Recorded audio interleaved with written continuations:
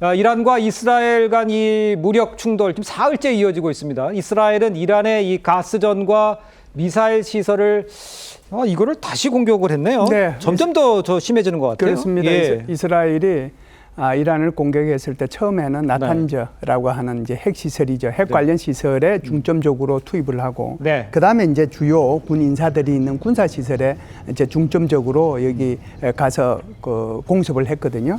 그리고 난 뒤에 지금 이제 사흘째로 넘어오니까 미사일이 보관되어 있는 시설하고, 그리고 이제 가스전까지 이제 지금 확대됐거든요. 소위 말해서 이제 인프라로 넘어가고 있는 거죠. 네. 그래서 이렇게 하다 보니까 여기에 대해서 다시 이란은 다시 이제 재반격을 하게 되고, 한 번 공습하고 나니까 반격하고, 다시 이제 2차 공습하니까 다시 반격하고, 맞아요. 3차 공습하니까 다시 반격하는 그런 상태가 지금 3일째 지속이 되고 있다, 이렇게 볼 수 있습니다. 그러니까요.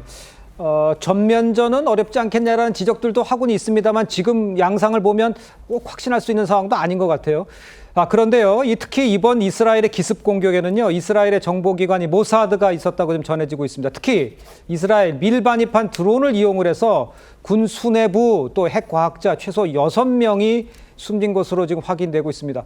그러니까 이거 오래전부터 계획돼서 준비를 해놨다는 거 아니야? 이란 내부에다가 이런 그렇죠. 얘기죠. 우선 이제 그 전면전부터 제가 좀 잠시 말씀을 드리면, 전면전으로까지는 금방 확대가 안 될 거예요. 왜 그러냐면 이스라엘하고 이란 사이에는요, 이라크도 있고, 그러니까 나라가 레바논도 있잖아요. 있고, 시리아도 있고, 이런 나라들이 있는데요.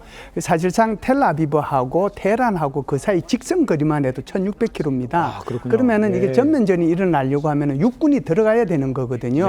지금 이제 이루어지고 있는 것은 드론 가고, 그 다음에 미사일만 오고 가는 거지, 육군이 가고 있는 상황이 아니거든요. 그렇기 때문에 제가 볼 때는 전면전으로 확대되는 것은 좀 제한 사항이 있지 않겠는가라고 말씀을 드리고요.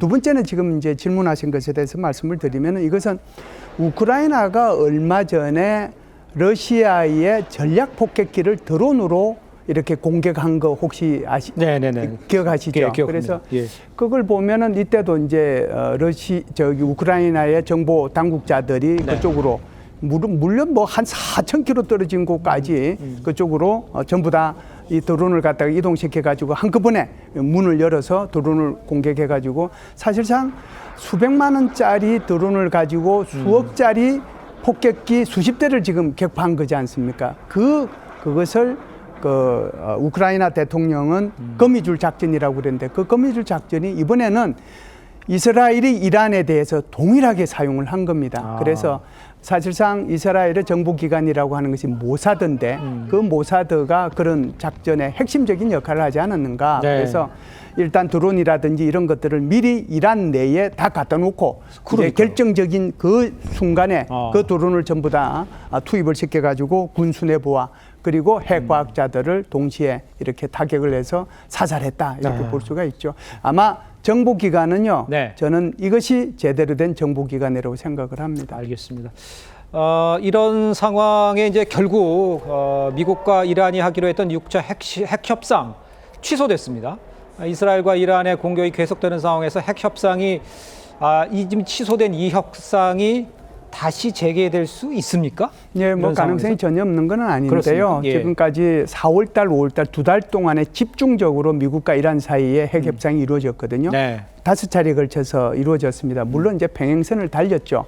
이란의 생각은 계속해서 농축을 더 해야 되겠다라고 생각하는 거고, 미국은 안 된다라고 생각하기 때문에 계속해서 5번의 핵 협상을 했지만 안 됐고, 그 안 된 결과가 결국은 이스라엘의 이란 핵 공격으로, 이스라엘의 이란에 대한 기습 공격으로 지금 나타난 거거든요.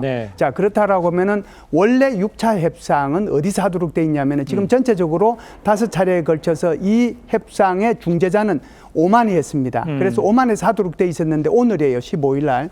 그런데 이것이 이제 결국 안 됐는데, 그러면 6차 협상이 언제 될 거냐? 그 6차 협상은 이란과 이스라엘 간에 지금 교전이 붙고 있는데, 이것이 좀 다운이 되면, 캄다운이 되고 조금 진정이 되면 6차 협상으로 연결될 가능성도 있다, 이렇게 봅니다. 단 이란에서는 절대로 지금 미국과의 협상은 없다라고 얘기를 해요. 그럼에도 불구하고 러시아의 푸틴 대통령이 전화를 통하고 양쪽 이란 대통령하고 또 이스라엘 총리하고 전화를 통했기 때문에 그럴 가능성을 전혀 배제할 수는 없다. 그러나 시간은 좀 필요하다 이렇게 알겠습니다. 말씀드릴 수 있습니다. 자, 그런데 이제 이 상황에 이스라엘과 이란이 이제 피해가 커지는 이 상황이지 않습니까? 그런데 이제 이란 외무장관이요, 이스라엘이 공격을 멈추면 이란도 대응을 멈추겠다, 이렇게 새로운 제안을 내놨습니다. 그래, 이런 제안이 왜 이런 제안을 했을까? 과연 이걸 받아들여질까? 그렇다면 왜 공격을 했단 말이냐? 이런 얘기를 할 수가 있지 않습니까? 네. 어떻게 봐야 됩니까? 이제 이란의 입장에서는 이스라엘이 먼저 공격했기 때문에 여기에 대해서 대응을 할 수밖에 없었고요. 예, 그래서 예. 먼저 때리고 대응하고, 먼저 때리고 대응하고, 네네. 또 먼저 때리고 대응했거든요. 그럼 누가 먼저 때리냐? 세 번을 계속 이스라엘이 때렸습니다. 그런데 이란의 외무부 장관이 이 얘기를 한 것은 오늘이 처음이 아니에요. 최초부터 이 얘기를 했습니다. 뭐라고 그랬냐면 우리는 비례적으로 대응하겠다라고 얘기했어요. 그래서 지금까지 세 차례에 걸쳐서 주고받은 것을 보면은 이란 입장에서 보면은 계속 비례적으로 대응한 거예요. 예. 이스라엘이 때리니까 이란은 대응하고, 때리니까 또 대응하고 그랬단 말이죠. 예. 그 말의 의미는 확전할 생각은 없다. 아, 이스라엘이 멈추면 나도 멈추겠다. 그 의미가 이 속에 들어가 있는 거죠. 근데 멈추면 멈추겠다라고 하지만 이란의 입장에서는 글쎄 준비한 것들에 대한 본인들의 핵시설에 대한 공격을 받았는데 그냥 아무 일 없는 것처럼 멈출 수 있는 상황입니까? 굉장히 중요한 질문을 예. 하셨는데요. 나탄제 핵시설이 있잖아요. 핵시설이 지상에도 있고 지하도 있거든요. 네네. 그게 이제 소위 말하는 우라늄 고농축할 수 있는 원심 분리기가 한 5만 개 들어갈 수 있는데 지금 현재 가동하는 것은 12,000개밖에 안 돼요. 예. 그런데 지상 위주로 때렸고 지하는 일부러 안 때렸습니다. 예. 그러면은 거기에 지금 때렸다라고 하면은 거기에 엄청나게 우라늄 방사능 누출이 될 거 아니에요. 오염이 되죠. 그 누출이 되고 오염이 될 텐데 그것이 그 기지 안으로 한정될 정도로만 이스라엘이 때린 거예요. 그 말의 의미는 예. 더 때릴 수 있다라고 얘기하는 거고요. 또 하나 더 말씀을 드리면 네네. 사실상 이란의 핵맹수비대 사령관하고 육군참모총장을 죽였잖아요. 네. 그 말의 의미는 대통령도 죽일 수 있고 하메니도 죽일 수 있다는 걸 의미하는 거예요.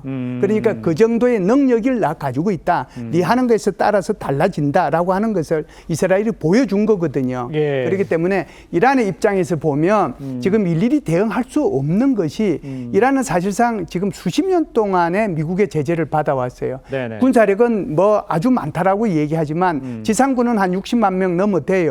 예비군까지 합하면 한 30만 해서 한 90만 정도 되고 예. 인구도 뭐 한 9천만 명 정도 되니까 넉넉하고 무슨 뭐 탄도미사일도 한 2,000기 생겨 넉넉한 것 같지만 네. 사실상 공군력은 재료고 방공 무기도 없거든요. 그렇기 때문에 저렇게 당하고 있는 거예요. 그런데 여기서 이스라엘한테 계속해서 여기서 이스라엘을 공격하겠다라고 하면은 이란도 한계가 있는 거거든요. 그렇기 때문에 아마 이스라엘에서 더 이상 우리를 공격하지 않으면 나도 멈출 생각이 있다. 그렇기 때문에 비례적 대응을 하겠다라고 계속해서 이란 외무부 장관이 얘기한 거예요. 예.